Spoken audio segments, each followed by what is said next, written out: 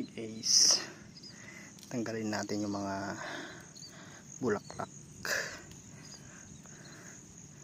Ba't natin siya tinatanggal?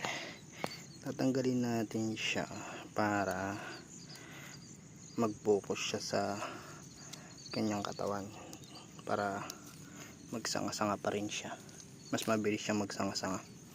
Kasi pag ito maraming bulaklak, ang tendency nito magpo-focus na lang siya sa bunga, hindi na siya maglalapad, kumbaga hindi na to magsasanga-sanga.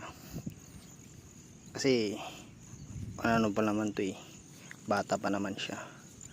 Ang talaga, ang pinagpapabunga sa kanya is mga 11 months. Yan, ito 1 month pa lang, tapos ganito na.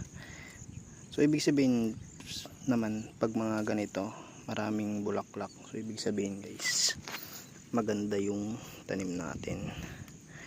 Yan, tatanggalin natin to lahat.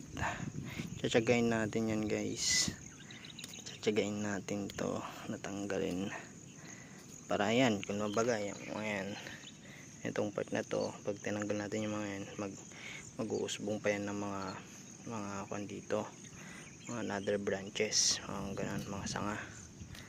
Yan, so kailangan nating tiyagain to, tanggalin. Ayan parang ganyan dati kasi ito naputulan ko na to natanggalan ko na siya, kaya dumami siya ng ganyan dito na part, natanggalan ko siya dito. Ayan, bigla nang dumami yung sanga. Ito siguro tatanggalin pa natin ito mga to.